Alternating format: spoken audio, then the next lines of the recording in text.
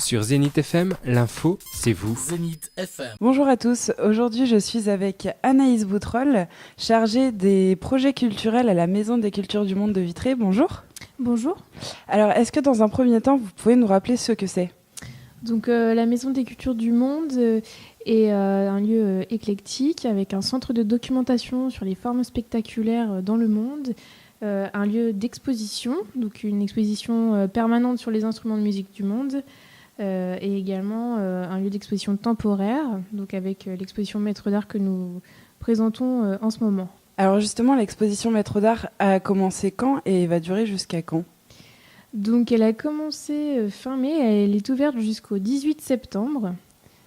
Et qu'est-ce qu'on peut y voir en ce moment ? Donc c'est une exposition qui met en valeur le titre de Maître d'Art qui a été créé par le ministère de la Culture et de la Communication en 1994. Et c'est un dispositif qui s'inspire des trésors vivants du Japon.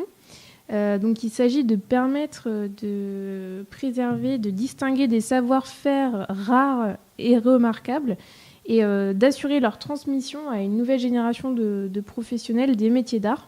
Donc autant dans la création artistique que dans la préservation du patrimoine. Donc ça concerne principalement des techniques spécifiques qui ne peuvent pas être transmises ailleurs qu'au sein d'un atelier entre un maître et un élève. Donc il n'y a pas de formation en fait dans des écoles pour ces savoir-faire-là. Et notre exposition en fait met en avant ce système de transmission très particulier. Et nous permet de présenter des métiers rares et diversifiés.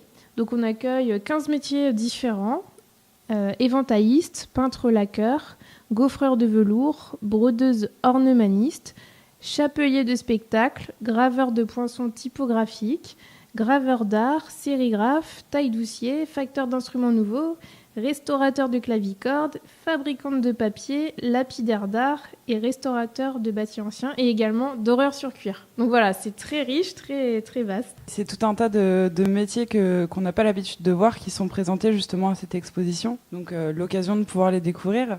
Et est-ce que justement par rapport à cette exposition, il y a des activités proposées pour les jeunes, pour Alors justement, tout au long de l'exposition, nous proposons des rencontres, des démonstrations et des ateliers avec les maîtres d'art et les élèves maîtres d'art exposés, et également des visites.